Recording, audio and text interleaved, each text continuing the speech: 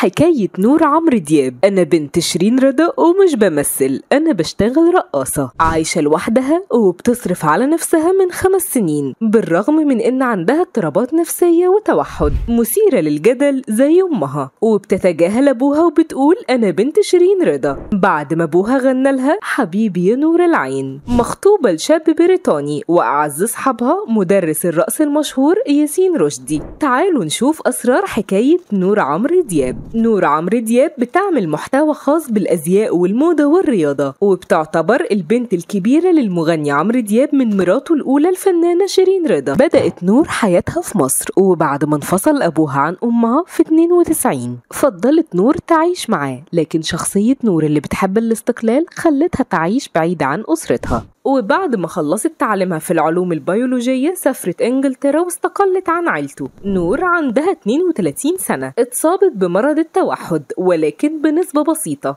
نور اتكلمت كتير على حسابها على انستجرام عن تجربتها مع الاضطراب النفسي، وده اللي صرحت بيه شيرين رضا لما قالت ان بنتها مختلفة عن باقي الناس بانها شخصية جد جدا وما بتفهمش الكلام الغير مباشر وما بتحبش التجمعات والاماكن العامة. نور بتظهر هي وخطيبها على السوشيال ميديا واللي بيشتغل مدرب كمال الأجسام وفي مجال التصوير، واتعرفت نور عليه أثناء إقامتها في لندن، وتحولت علاقة الصداقة القديمة بينهم لحب كبير. كل الأخبار دي بتنشرها نور على حسابها على انستجرام، ده غير هوايتها في صناعة المحتوى الخاص بالستايلست والإكسسوارات والميك اب، ومتابعينها أكتر من 700 ألف متابع. نور اليومين اللي فاتوا عملت ضجة على السوشيال ميديا وفي كل الصحف والمواقع الفنية لما ردت بكل عفوية على واحد من المراسلين بعد ما شكر في طريقة كلامها في اللغة العربية، وأول ما قال لها انتي بنت أهم نجم في الوطن العربي عمرو دياب، وردت نور بشكل سريع وقالت له لا أنا بنت شيرين رضا. وده اللي خلى إشاعات كتير تظهر على السوشيال ميديا عن إن في توتر بينها وبين علاقتها بأبوها. الكلام اللي قالته نور في العرض الخاص لفيلم في عز الظهر اللي بتشارك في بطولته أمها شيرين رضا خلى كتير من الناس تحس إن في خلافات بينها وبين أبوه، والناس تانية شايفة إن ردها طبيعي ومش شرط يكون في أي خلافات ما بينهم، خاصة إنها على صفحتها بتدلع أبوها ودايما بتعبر عن حبها ليه على حسابها على انستجرام. وبعد الفيديو ده انتشر لنور فيديوهات كتير وهي بترقص الباتشاتا مع صاحبها ياسين رشدي، وكتير من الناس اتكلموا عن ان في قصة حب ما بينهم بسبب انه في عيد ميلاد نور السنة دي ياسين كتب لها رسالة رومانسية لفتت انتباه الجمهور لما نشرها على حسابه على السوشيال ميديا، بالاضافة لمقطع فيديو في مجموعة من الرقصات وهم مع بعض، وفي الخلفية اغنية ابوها صدقني خلاص ولكن بصوت ياسين نفسه. وقال ياسين بدأنا بالموسيقى والرقص والأحلام والنهاردة بنينا علاقة حقيقية معا، وختم كلامه بإحنا هنا لكتير من الرقصات وكتير من الأحلام والأيام الجميلة مع بعض،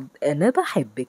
الكلام ده عجب أمها شيرين رضا، رغم إنها لما اتسألت في العرض الخاص لفيلمها الجديد نفت إن في أي ارتباط رسمي بين بنتها وياسين، وقالت إن اللي بيجمعهم هو تعاون فني، وده التصريح اللي أثار الجدل بين جمهور شيرين رضا واللي اعتبروا إن رسالة ياسين لنور بتأكد وجود قصة حب بينهم، ده غير ظهوره معاها باستمرار خلال فترة تواجدها في مصر. قولوا لنا رأيكم في الكومنتات، يا ترى في علاقة فعلا بين نور عمرو دياب ومدرس الرقص ياسين رشدي؟